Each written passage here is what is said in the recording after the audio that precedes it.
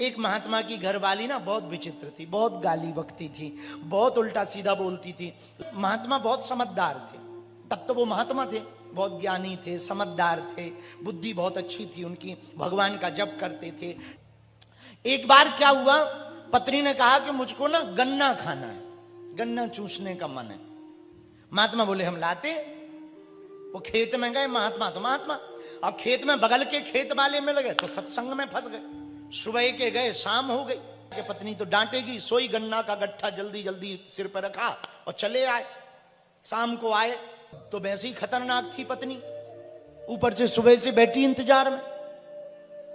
रास्ते में छोटे छोटे बच्चे मिल गए, बाबा बाबा मुझको भी गन्ना दो ना, मुझको भी दो। इनने गन्ना बांटना शुरू कर दिया। अब बच्चा सिंगल एक लेके आ गए घर। पत्नी बोली, सीधी दरवाजे पे खड़ी थी, कहां थे? बोले गन्ना लेने गए थे। बोली कितने बजे गए थे? बोले सुबह। अब तक क्या कर रहे थे? क्या है ना, कुछ महात्मा मिल गए तो बात करने लगे, हमें पता है नंबर 1 के निकम्मे हो। पत्नी ने ऐसा कहा, गन्ना कहां है? तो पीछे छुपाए थे, एक ही बचा था, बाकी बट गए थे। ये है, ये क्या है? गन्ने हैं। ये तो एक है, बाकी बच्चों ने ले लिए। और पत्नी को जो गुस्सा चढ़ी महाराज, महाकाली बन गई वो। सोई छुड़ा करके गन्ना और महात्मा की देह सुटाई, लेकिन गन्ने में होती है गांठ। तो जैसे ही सुटाई की सो गन्ना टूट गया सो एक के 2 टुकड़े हो गए। ना आपदा को अवसर में कैसे बदला महात्मा ने, दोनों टुकड़े महात्मा उठाता हुआ बोला, भाग्यवान तू बड़ी समझदार है, हम 2 लोग थे, गन्ना एक था, तूने तोड़कर 2 टुकड़े कर ले, एक तू खा, एक मैं चूसता हूं।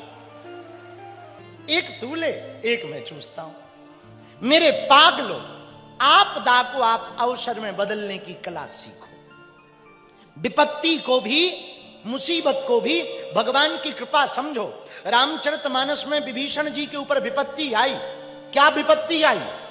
रावण ने लात मार दी और जैसे ही चरण प्रहार किया, विभीषण जी ने तुरंत प्रण कर लिया। क्या प्रण किया? कि अब रावण ने दुत्कार दिया, अब मुझे राम स्वीकार कर लेंगे। विपत्ति पे रोना नहीं रोया कि मैं भाई हूं, तुम्हारे लिए जिंदगी भर ये करता रहा, वो करता रहा, मैं तुम्हारा भला चाहता था, तुमने मुझे लात क्यों मार दी? ना ना ना, समझ गए कि अब इसकी मति मारी गई। तुरंत घर छोड़ करके, लंका को छोड़ करके राम जी की शरण में आ गए। सब आयुहीन हो गए। राम